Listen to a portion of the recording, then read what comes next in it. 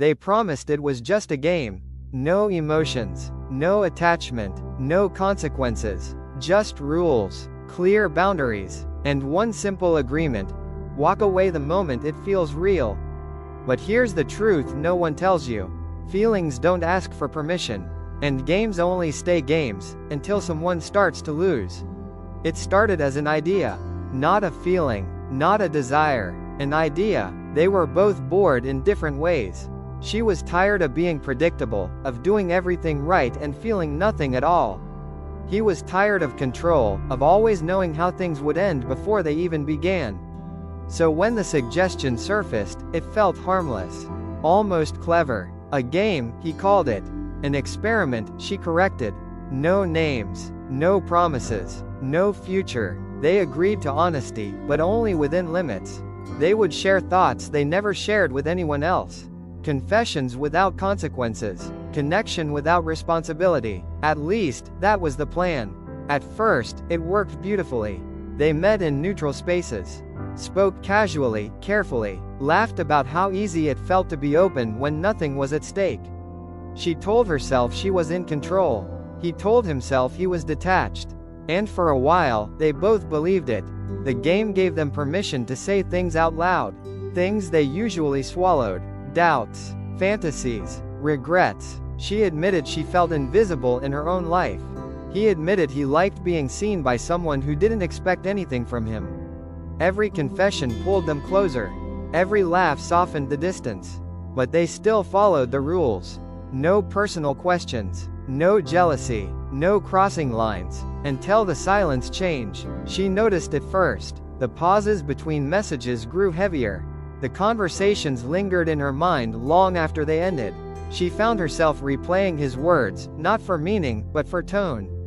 He noticed it too. The way her absence felt louder than her presence. The way he caught himself waiting.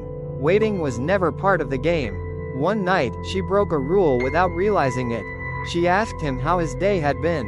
It was such a small thing. So ordinary. So human. He answered honestly, and something cracked. From that moment on, the game shifted. The rules still existed, but they felt thinner, easier to bend. They started to recognize each other's moods without being told. Started to anticipate reactions. Started to care, and caring was dangerous. He pulled back first. Shorter responses. Less warmth. A reminder disguised as distance. She noticed immediately. "What's wrong?" she asked. Nothing was wrong. Everything was. He reminded her of the rules. She reminded him they were the ones who made them. The tension sharpened, because the game no longer felt like freedom. It felt like restraint. They argued without raising their voices. About boundaries. About intentions. About whether feelings counted if they were never acted on. She accused him of hiding. He accused her of wanting more than they agreed to. Both were right. Neither would admit it. The night it all unraveled wasn't dramatic. No shouting. No tears. Just honesty, finally stripped of pretense. "I think about you when I shouldn't," she said quietly. He didn't answer right away. Because if he spoke, he knew the game would end. "I do too," he admitted. That was the moment everything changed.